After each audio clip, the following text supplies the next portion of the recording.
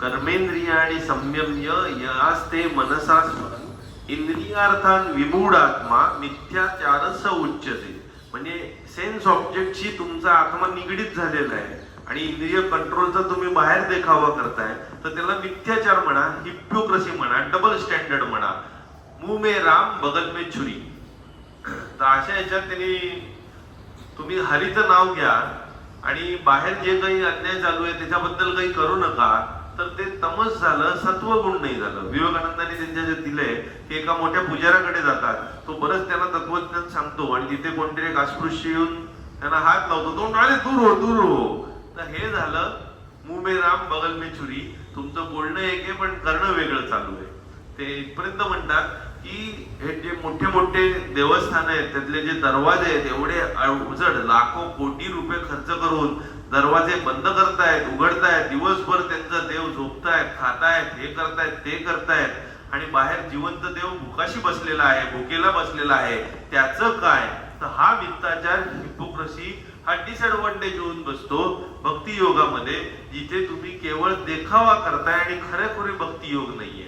अशाच्या तुम्ही मिसगाइडेड होऊ शकता, डोळे मिटून चाललेले असता, पूर्ण श्रद्धा ठेवून चाललेले असता आणि ह्याचा जर गैरफायदा घेतला गेला तर बुवाबाजी सुरू होऊन जाते. अशा ह्याच्यात अंधा अंधे को लेके कूप में पडे असं कबीराने फेमस दोहा लिहिलेला पण आहे.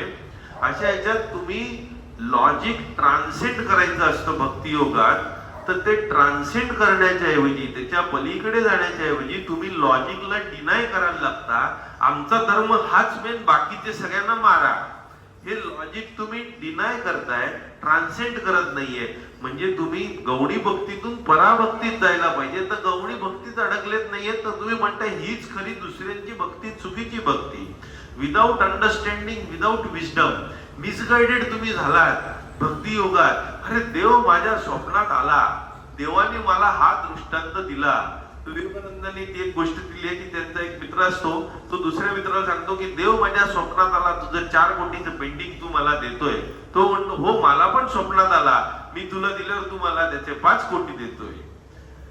साऊथ इंडियामध्ये एक गोष्ट घडली, तिथे सद्गुरूंनी त्यांच्या इनर इंजिनिअरिंग पुस्तकात दिलेली होती की एक हॉटेलमध्ये जातो आणि जेवतो आणि तो म्हणतो पैसे द्या.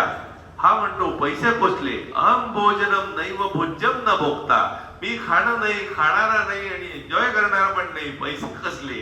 न्यायाधीश त्याला फटक्यांची शिक्षा सुनावतो आणि म्हणतो मी तुला कुठे मारतोय, तुझ्या शरीराला मारतोय. म्हणजे हे डिल्युजन, मिसगाइडेड, स्वतःच्या स्वार्थासाठी त्याचा वापर करतात. बुक वर्शिप हे पुस्तक सगळ्यात सेक्रेट, बाकी सगळे चिंदी, हेच तुम्ही माना. त्यामुळे खरंच इतिहास जर उघडून बघितला तर बुक वर्शिप मुळे more evil has occurred than good. More persecutions, more liars and fanatics have been developed because of wrong way of book worshipping, be it Quran, Bible or anything. तुम्ही मिसगाइड जर व्हायला नको असेल तर तुम्हाला कळलं पाहिजे देव तुमच्यातच आहे, बाहेर इतर कशात शोधायची गरज नाहीये. कबीराने सुंदर दोहा दिलाय, कस्तुरी कुंडली बसे है. म्हणजे कस्तुरी तुमच्या अंबिलिकस बिंबितच आहे, हे हरणाला माहिती नसतं. कस्तुरी कुंडली बसे है मृग ढुंडे बनमाही. तो वनात सगळीकडे ती कस्तुरी शोधतोय, कुठून छान वास येतोय.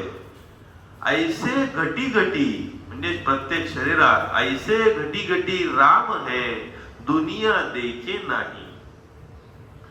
फिअर कॅन नॉट बी भक्ती. भीती आणि भक्ती एकत्र कधीच असू शकत नाही.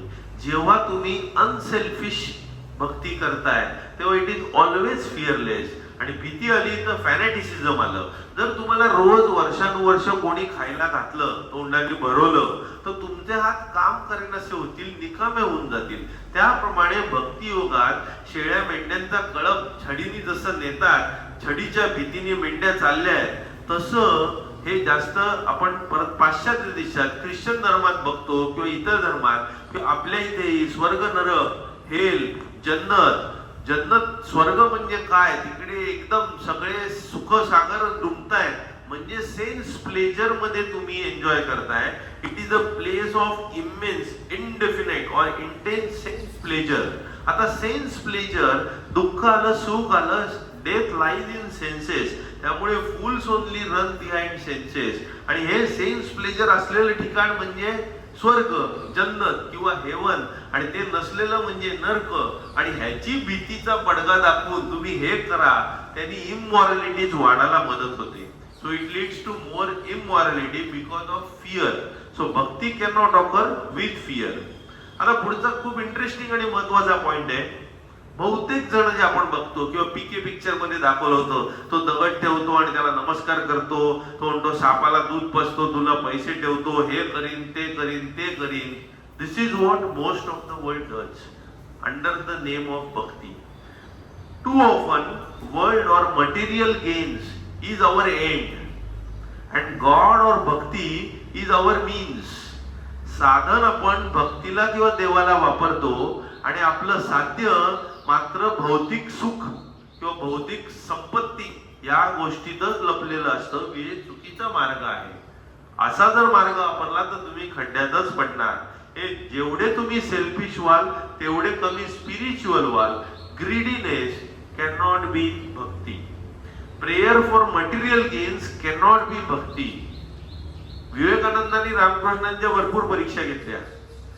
नाणं खालती ठेवलं आणि काय काय केलं वगैरे वगैरे. रामकृष्णांनी विवेकानंदांची एक परीक्षा बघितली. काली मातेच्या देवळात जा, ती तुला प्रसन्न होईल, तुला दर्शन होईल, तू काय मागशील ते ती पूर्ण करणार, जाऊन फक्त माग. विवेकानंद जातात, येतात. काय मागितलं? विवेकानंद म्हणतो काय नाही, मी विसरून गेलो. परत जा. दुसऱ्यांदा तिसऱ्यांदा परत परत येतात आणि म्हणतात मी मागूच शकलो नाही काही.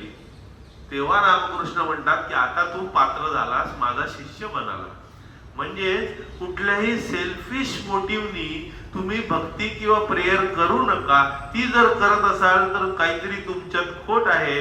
तुम्ही मटेरियलिस्टिक गोष्टीसाठी करताय. विवेकानंद म्हणतात तुम्ही देवाच्या सान्निध्यात येताय. He is king of the Kings.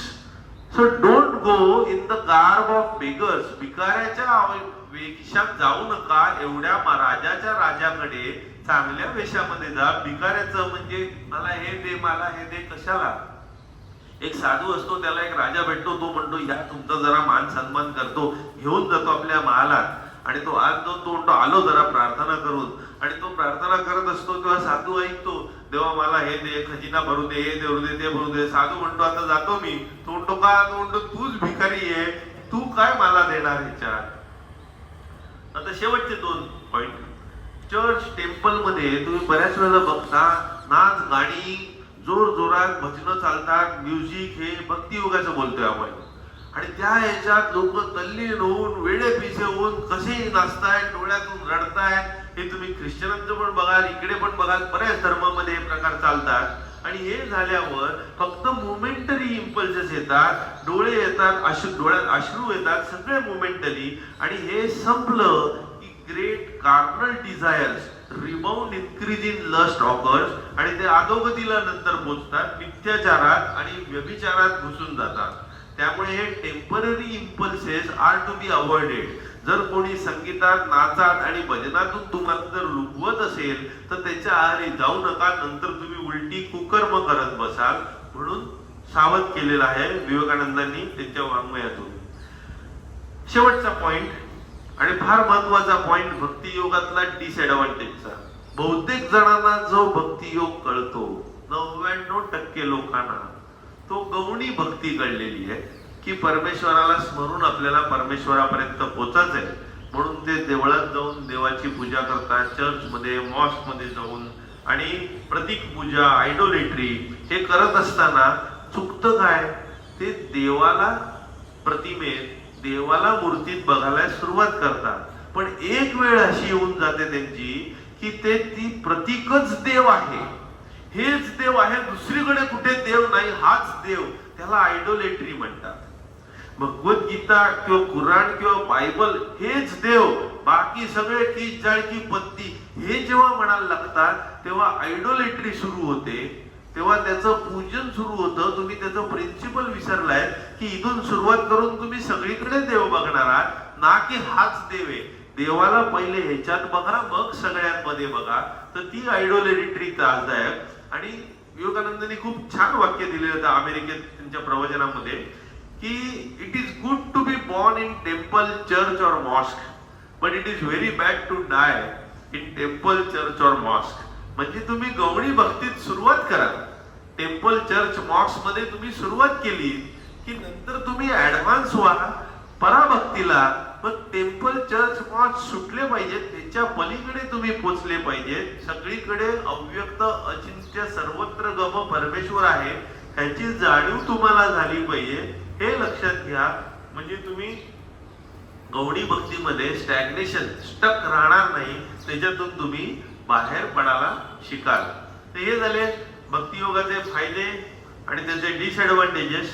तर फायद्यामध्ये आपण बघितलं होतं प्री रिक्विजिट्स काही नाहीये, ग्रेटेस्ट आहे, त्याच्यात चव येते, फिलॉसॉफी बिकम्स पोएट्री, लस्ट तुम्हाला काम कांचन बांधून ठेवू शकत नाही, तुम्ही अंतर्बाह्य बदलून जाता फिलॉसॉफर स्टोन सारखे, शांतता येऊन जाते, तुम्ही कोणाला त्रास देत नाही, कोणी तुम्हाला त्रास देऊ शकत नाही, अप्रतिकूल्य, तुम्हाला प्रतिकूलता जाणवेन अशीच होते, तुम्हाला ज्ञान प्राप्त होते, बुद्धियोग तुम्हाला देव प्रदान करतो, तुम्ही तुष्यंत म्हणजे काय म्हणतात कंटेंट, हॅपी आणि बिझी होऊन जाता भक्ती योगामध्ये.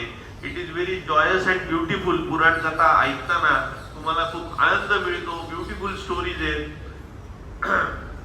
मोठे मोठे भक्ती योगी येऊन गेलेले आहेत आजपर्यंत. ग्रेटेस्ट ऍक्ट ऑफ लव्ह जेव्हा बघता तेव्हा इट इज नथिंग बट भक्ती योग. आणि प्रतीक पूजेचे, सिम्बॉल किंवा बुक पूजेचे आपण फायदे बघितले. डिसएडव्हान्टेज मध्ये केवळ बाह्य दिखावा काही उपयोगाचा नाहीये. डोळे मिटून चुकीच्या दिशेने मिसगाईड होऊ नका. त्याच्यात तुम्ही नीट समजून घ्या की ही सुरुवात आहे गौरी भक्तीची आणि मग पुढे आहे. फॅनेटिसिझम मध्ये जाऊ नका, स्वतःमध्येच देवाला शोधा. Fear can not be bhakti, greed can not be bhakti. म्हणजे सेल्फिश ह्याच्यात जाऊ नका आणि फिअर मुळे भक्ती करू नका. त्या नरक आणि स्वर्गाच्या भानगडीत पडून तुम्ही भक्ती करायला लागू नका. समजून घ्या तिथे फिअर एक्झिस्टच होत नाही, ग्रीड एक्झिस्ट होत नाही. आणि डान्स आणि सिंगिंग या एक्स्ट्रीम इम्पल्सेस मध्ये जाऊ नका. आणि शेवटी डोंट गेट स्टक इन गौणी भक्ती. पराभक्तीपर्यंत पोचायचंय हे साध्य सतत स्मरणात असू द्या. आपण पसायदानाने शेवट करूया. आता विश्वात्मके देवे येणे वाग्यज्ञे तोषावे. तोषोनी मज द्यावे पसाय दान हे. जे खळांची व्यंकटी सांडो तया सत्कर्मी रतिवाडो. भूता परस्परा पडो मैत्र जीवाचे. दुरितांचे तिमिर जावो विश्वस्वधर्मे सूर्ये पामो. जो जे वांछील तो ते लाभो.